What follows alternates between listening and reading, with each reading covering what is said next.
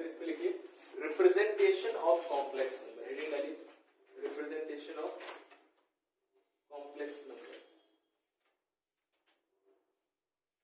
Complex number को कैसे represent किया जाता है।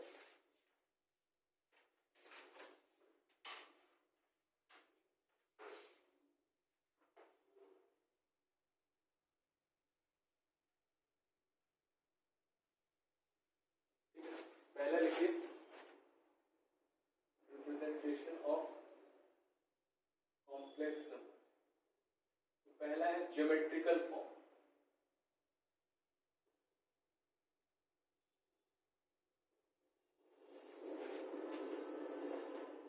ज्योमेट्रिकल फॉर्म क्या होता है, जैसे कोई कॉम्प्लेक्स नंबर है z इक्वल्स टू 2 + 3i, तो इसको हम कार्टेशियन प्लेन पर तो नहीं बना सकते क्योंकि वो रियल नंबर भी होता है ना।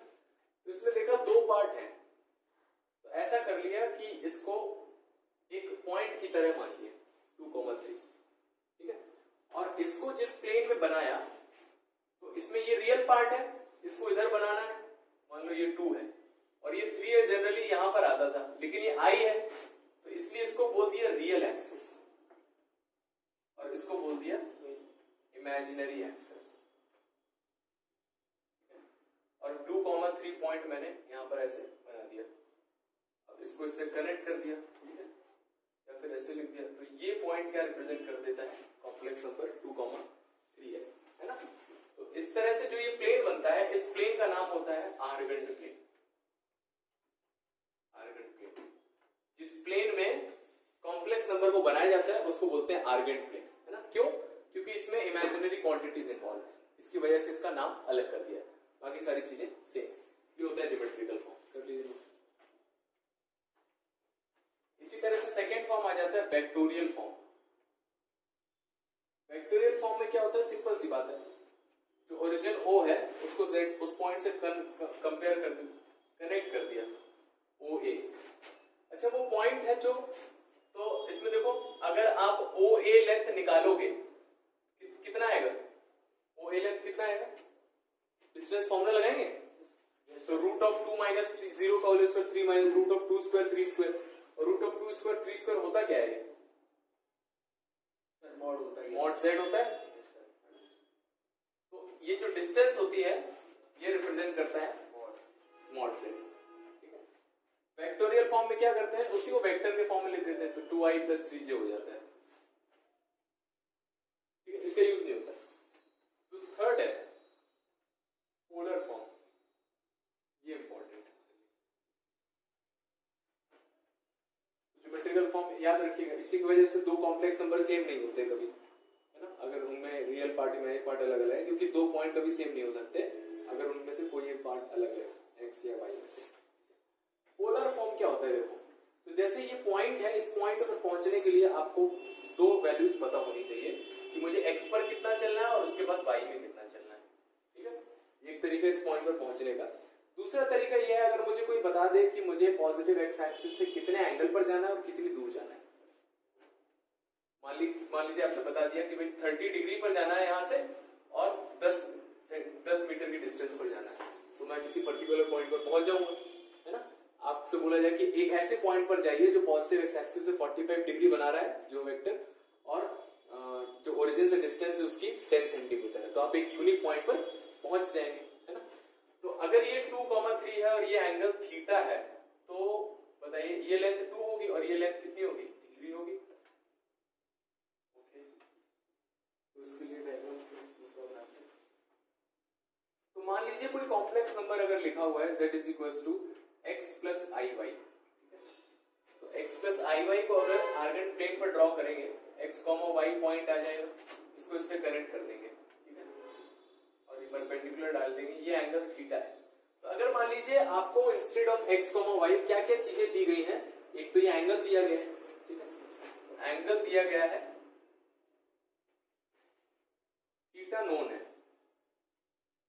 थीटा नोन है, और दूसरी चीज मैंने क्या बताई यहां से डिस्टेंस, तो मान लीजिए r, ये दोनों अगर बता दिया तो ये यूनिक पॉइंट पहुंच जाएंगे, ठीक है। तो इसको पोलर कोऑर्डिनेट बोलते हैं, थीटा, r जैसे पोलर कोऑर्डिनेट बोलते हैं। तो वहां पर पहुंचने के लिए तो देखो अगर ये r है ये थीटा है तो हॉरिजॉन्टल कंपोनेंट कितना होगा r cos थीटा और वर्टिकल कंपोनेंट कितना होगा r sin थीटा। तो इस पॉइंट पे कोऑर्डिनेट आप क्या लिख सकते हैं r cos theta r sin theta. ये बात आई समझ में? तो x की वैल्यू किसके बराबर आ जाएगी r cos थीटा और y की वैल्यू किसके बराबर आ जाएगी r sin थीटा। तो इन वैल्यूज को अगर मैं यहां रख देता हूं r cos theta plus r sin theta i, ये सेम कॉम्प्लेक्स नंबर है, r कॉमन ले लेंगे तो cos theta plus i sin theta. तो ये हो जाता है polar form of complex number.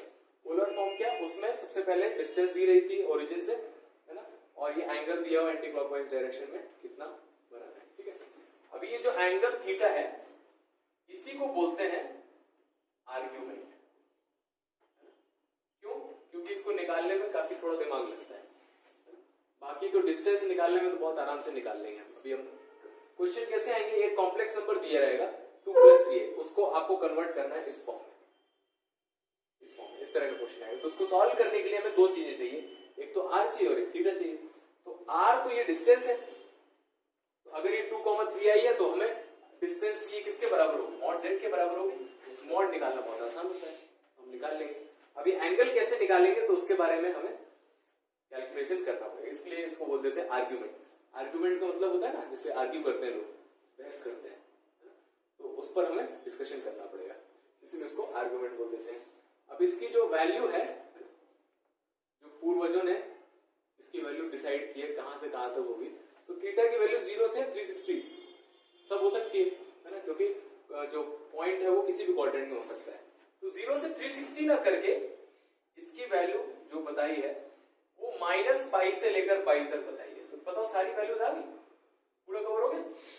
-π से लेकर π तक की वैल्यू बताई है। उल्टी करके लेकर अच्छा आयरन प्लेन है, तो इसकी वजह से कैलकुलेशंस जो है हमारी वो थोड़ी आसान हो जाती है। तो इसीलिए हम पूरा यहां से 0 से 360 ना कैलकुलेट करके -π से लेकर π तक कैलकुलेट करते हैं। तो कोई भी आपका पॉइंट है, अगर मान लो कहीं पर भी है, यहां पर है ना, तो आप एंगल आराम से बता सकते हो। तो हम देखेंगे कैसे एंगल निकाले जाते हैं, ठीक है। तो इसको बोलते हैं आर्गुमेंट, यहां तक नोट करिए।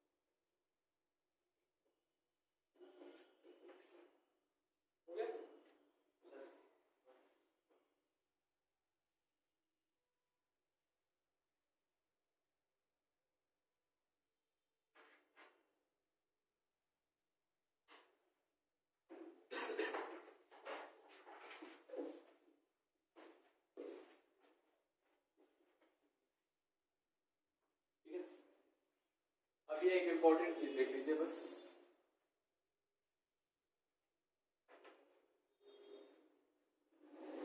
यहां थीटा -π से π हम निकालेंगे कैसे होती है। Question convert into polar form, that is equals to 1 + i। दुनिया का सबसे आसान क्वेश्चन। तो करने का तरीका क्या है, वैसे तो हम तुरंत कर लेंगे। r कितना आ जाएगा यहां से, तो मॉड कितना है, √2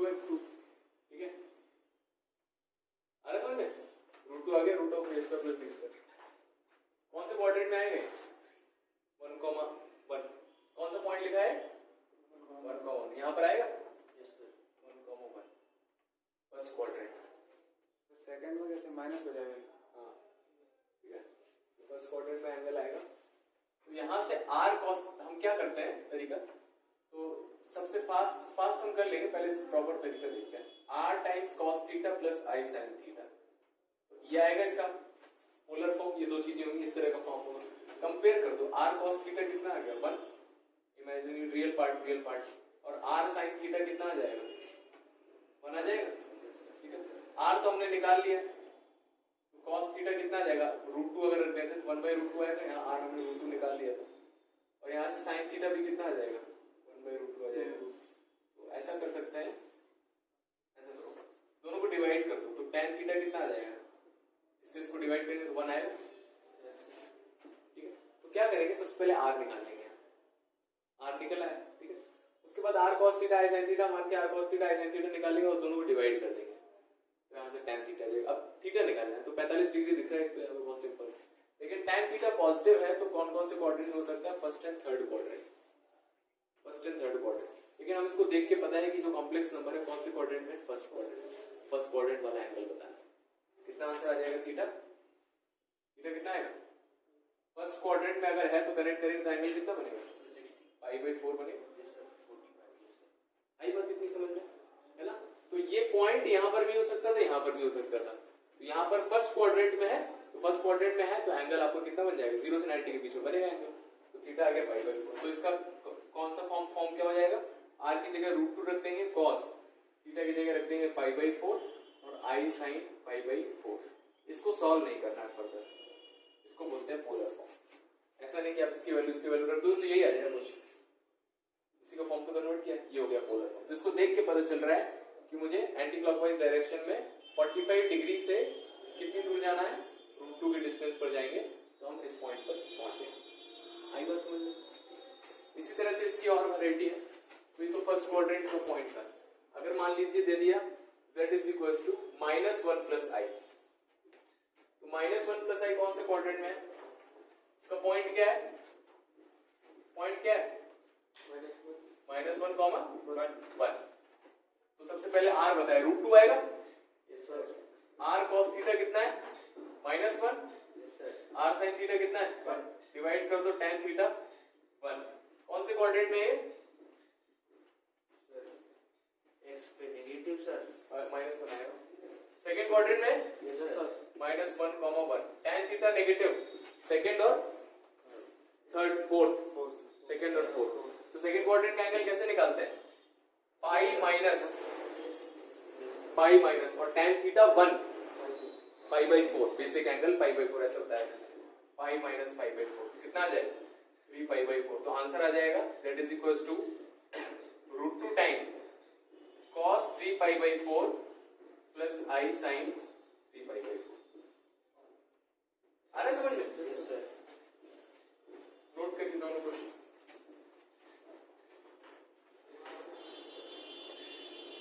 तो हमारे आंसर देखो 0 -π से π के बीच में आए हैं कि नहीं आए अभी तक, बिल्कुल आए हैं, क्योंकि 0 से 180 डिग्री तो कोई दिक्कत ही नहीं है ना, 0 से 180 डिग्री तो है इस रेंज में।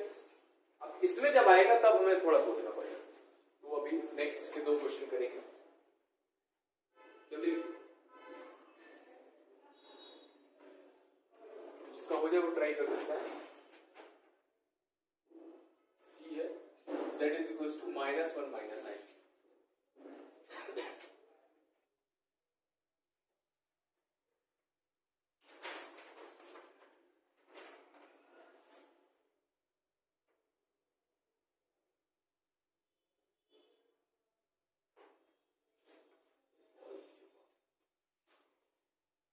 टेलीग्राम भी है, व्हाट्सएप भी है, वेबसाइट भी है।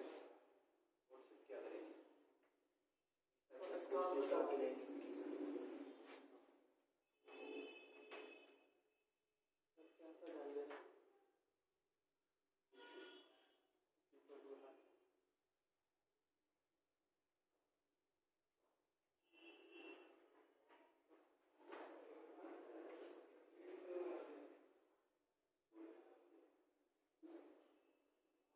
Stress management.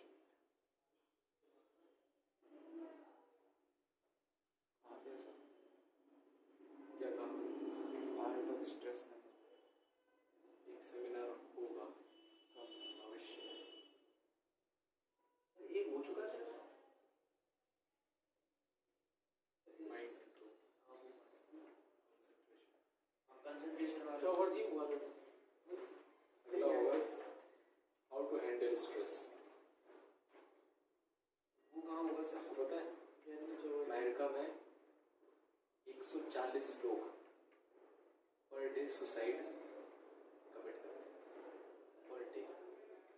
इस हिसाब से कैलकुलेट करोगे तो जितनी देर हम क्लास कर रहे हैं मत उठाओ उठाना कुछ फायदा तो है कुछ पता नहीं क्यों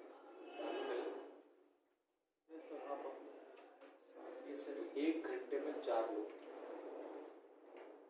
हर 12 मिनट में एक सुसाइड होता है और इंडिया भी इसके करीब पहुंच रहा है। इंडिया में सर बहुत ज्यादा लोग कर रहे हैं सर, और ज्यादातर किसान कर ही रहा सर। 15 से लेकर 20 की एज वाले जो चावल कर रहे हैं कूटा जाके सर, यहाँ नहीं करते सर, कूटा जाके सर आगे नहीं मरेगी सर। और इंसान कभी सुना है कुत्ते ने सुसाइड कर लिया? नहीं ना। कभी किसी जानवर ने सुसाइड करते हुए सुना है? नहीं। हार्डली किसी ने कुछ खबर बना के छाप दिया होगा, लेकिन उसको भी थोड़ा पता है ना। इंसान ही करते हैं सुसाइड, क्यों? ज्यादा दिमाग लगाते हैं ना ये लोग इसमें। नहीं, इंसान को करना जानवर से आता नहीं। क्यों नहीं आता? कुत्ते को नहीं आता है क्या? कई बार तो देखो टांग टूटा रहेगा, कुछ हो रहा है, लेकिन फिर भी फिरता रहेगा। नहीं सर, एक सर इधर थे सर, उनका कुत्ता का पालतू वो खत्म हो गए, 3 दिन कुत्ते ने खाना नहीं खाया, चौथे दिन मर गया। साइड लिया नहीं होगा खाना उसको। स्ट्रेस सर सब खिला रहे हैं, स्ट्रेस नहीं कुछ होगा मेडिकल रीजन, लेकिन जनरली ऐसा नहीं होता है। नहीं सर, इंसान को तो पूरा नोट मिल जाता है। इमोशनली अटैच, मतलब मैं ये कह रहा सर आता है इमोशनली अटैच। आगे बढ़े, देखो अगला क्वेश्चन देखो, z is equals to -1 - i। लोगों को लगता है पैसा खूब मिलेगा तो खुशी रहेगी ना। एलन मस्क से कॉल करके पूछो, एलन मस्क नंबर है सर इसका, मिलेगा नेट पे कि नहीं?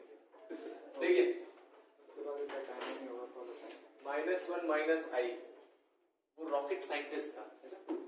और वो रॉकेट साइंटिस्ट बनने के लिए किसी भी कॉलेज में नहीं गया, खुद से बुक से पढ़ा किया उसने।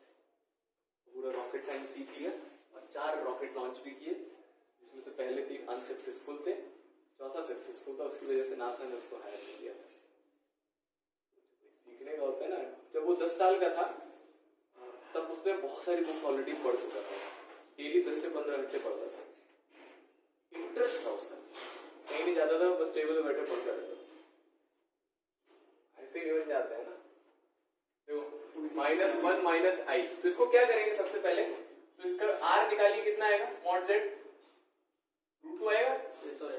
ठीक है, थीटा निकालना है। r cos थीटा कितना है?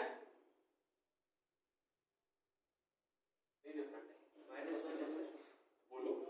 r sin थीटा कितना है? डिवाइड कर दो, tan थीटा कितना आएगा? 1। कौन से क्वाड्रेंट में है ये? फिर से देखो कौन से क्वाड्रेंट में? थर्ड क्वाड्रेंट, -1 - अभी एंगल बताना है, ये है कॉम्प्लेक्स थीटा।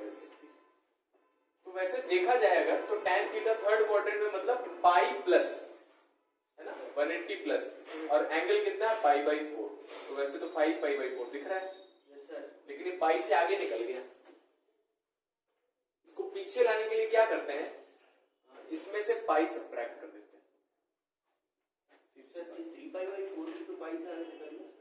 नहीं, पाई से कम है, आई बात समझ में, है ना। तो अब इसको कैसे लेके आते हैं, उसमें से -पाई कर देते हैं। ठीक है, तो हम ऐसे याद रखेंगे। तो हमने जो एंगल निकाल लिया है, सीधे सीधे निकाल लो आप। एंगल कितना आ गया? 5π/4 आ गया। ठीक है, तो इस क्वाड्रेंट में एंगल निकाला तो वही रहा जो आया था फर्स्ट क्वाड्रेंट, इसमें भी निकाला तो वही रहा, कोई दिक्कत नहीं है। इस क्वाड्रेंट में जो आपने एंगल निकाला है, एक्चुअल आंसर कितना है? अल्फा माइनस पाई, ऐसा याद रखिए। नॉर्मल तरीके से हम अल्फा निकालेंगे, थर्ड क्वाड्रेंट का एंगल जो होगा वो निकालेंगे, लेकिन फाइनली जो थीटा हो जाएगा उस रेंज में लाने के लिए क्या करेंगे, उसमें से पाई माइनस कर देंगे।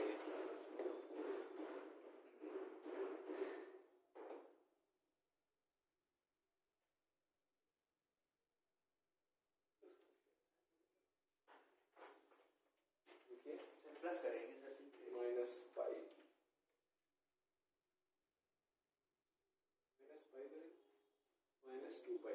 -2पाई करो, कितना आएगा?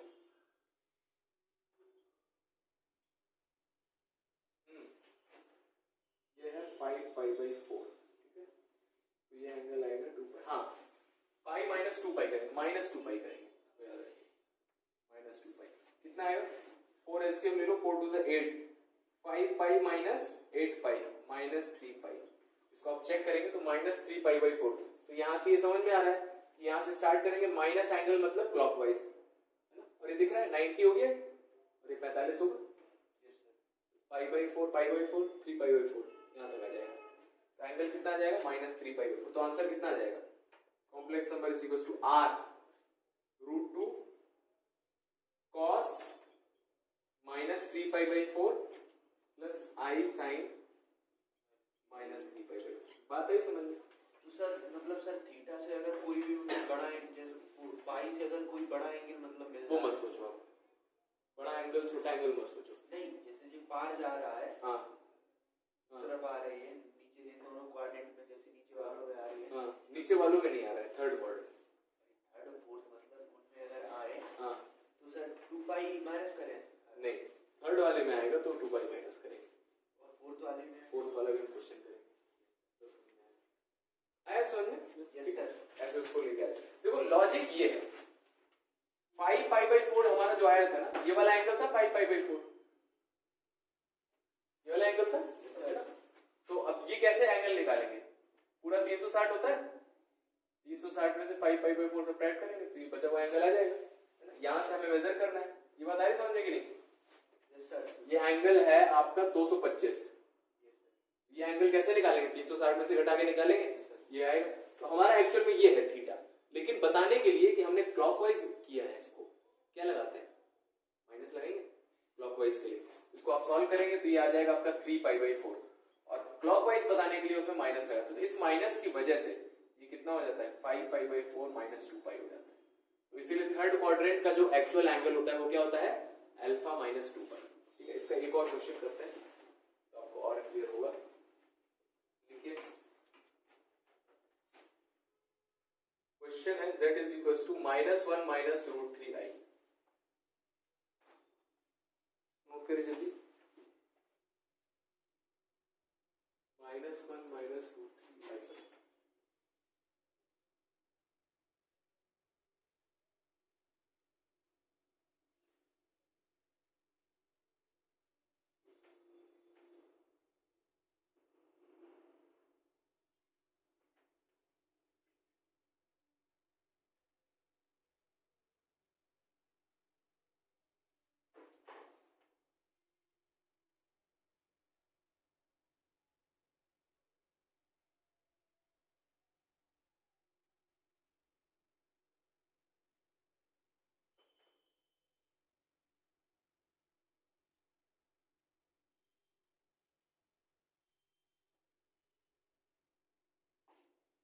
करिए,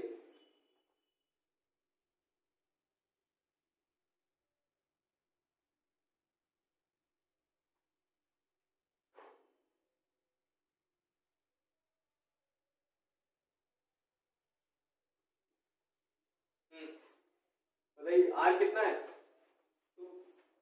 2 आ गया, रूट ऑफ 1 का स्क्वायर 1, रूट 3 का स्क्वायर 3, 2 आ गया। r cos थीटा कितना है, और r sin थीटा कितना है, माइनस रूट 3। इससे इसको डिवाइड कर दो, tan थीटा कितना आ गया, three side sir. Root 3 by 2 है, यस सर। tan थीटा कितना आ गया, रूट 3 बाई 2 आ गया। देखिए एक ही क्वाड्रेंट होता है क्या, थर्ड क्वाड्रेंट में भी तो होता है पॉजिटिव, रूट 3 आ रहा है, दो एंगल आएंगे। तो ये कौन से क्वाड्रेंट का है, पॉइंट क्या है, -1, थर्ड क्वाड्रेंट का एंगल बताओ क्या आएगा, पाई प्लस पाई बाई 3, कितना आ गया, 4 पाई बाई 3 आ गया। ठीक है, अल्फा की वैल्यू कितनी आ गई, 4 पाई बाई 3। तो इस थर्ड क्वाड्रेंट का मुझे पता चल गया थर्ड क्वाड्रेंट है, तो एक्चुअल में आंसर कितना होता है, हाँ 4 pi by 3 minus 2 pi, minus 2 pi by 3, minus 2 pi by 3 रख के हम निकाल लेंगे। -2 पाई बाई 3 रखते हैं, उसके एंगल की जगह बाकी नहीं है। हाँ r cos थीटा मतलब 2। हाँ, पांचवा क्वेश्चन देखते हैं।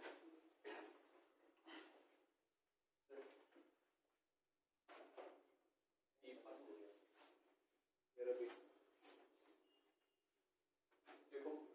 Is equals to i minus 1 minus i. 1 minus I.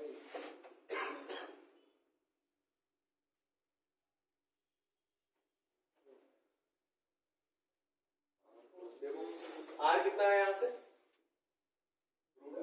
हो गया, लिख देना ना, फाइनल आंसर लिख देना। Yes sir.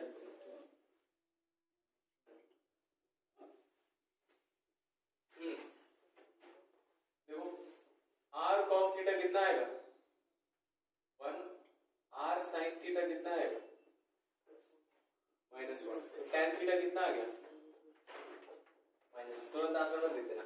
तो अब एंगल निकालेंगे, सबसे पहले देखते हैं कौन सा क्वाड्रेंट है, फिर उसके बाद उसका एंगल लिखते हैं उस क्वाड्रेंट में, और फिर उसके बाद देखते हैं कि उसके साथ कुछ करना है कि नहीं करना। तो कौन से क्वाड्रेंट में, फोर्थ क्वाड्रेंट। तो tan theta negative, fourth quadrant में कैसे जाते हैं 160 माइनस 360 माइनस 180 प्लस भी तो कर सकते हैं। 180 प्लस में थर्ड होता है। बताया था ना, वही सर है ना। तो 360 माइनस बेसिक एंगल कितना है π/4, ठीक है। तो कितना आ जाएगा 4 एलसीएम ले लीजिएगा 7 π/4।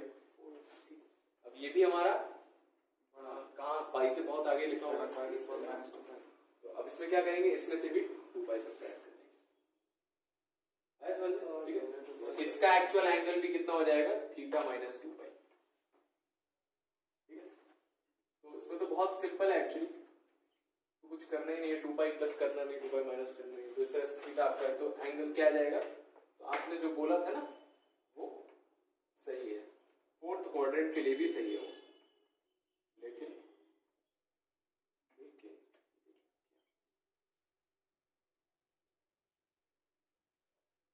तो ये हमें पता चल गया कि इस क्वाड्रेंट में थीटा जो आया है वही रहेगा, इस क्वाड्रेंट में थीटा जो आया वही रहेगा। तो फर्स्ट और सेकंड क्वाड्रेंट में जो आपका थीटा नॉर्मली निकला है उसी को रहेगा।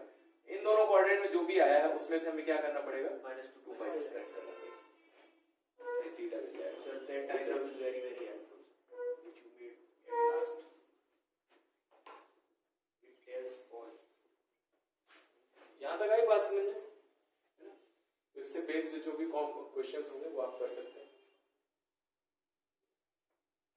इसका एक लास्ट टॉपिक और लिखना है,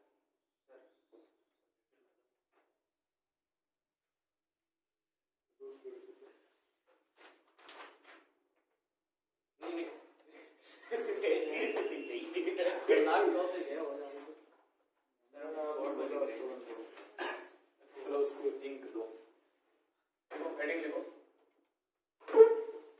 क्यूब रूट ऑफ यूनिटी। जितना सर एब्सेंट है सर्कल पढ़ाना sir. Cube root of unity,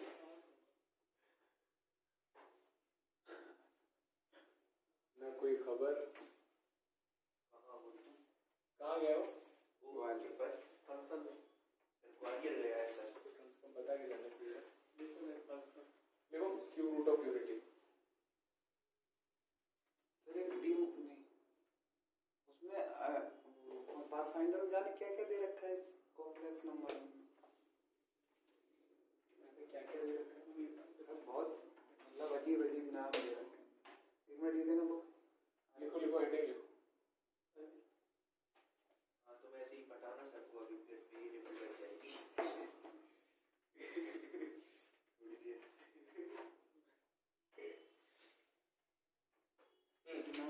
देखो क्यूब रूट ऑफ यूनिटी, तो अभी तक हम जब इस इक्वेशन को सॉल्व करते थे x की वैल्यू कितनी लिख देते थे, बना जाता था, क्या ये गलत है, तो सर आराम से लिखिए। तो क्या करें, कितनी लिखेंगे बताओ, सॉल्व करो। x क्यूब वो आई हो जाएगा x माइनस आई, नहीं सॉरी किसका क्यूब 1 होता है, सर 1 का तो x की वैल्यू कितनी आएगी, अरे यार इतनी बार सॉल्व किया है हमने, है ना, 1 आएगा, x स्क्वायर 1 होता है तो प्लस माइनस 1 होता है, x की वैल्यू 1 आएगी, ठीक है। अब लेकिन आप जानते हैं कि अगर क्वाड्रेटिक इक्वेशन है तो कितने रूट्स आते हैं 2, और क्यूबिक इक्वेशन है तो 3 वैल्यूज आती है, ये क्यूबिक इक्वेशन है, यस सर, बाकी तो काम है।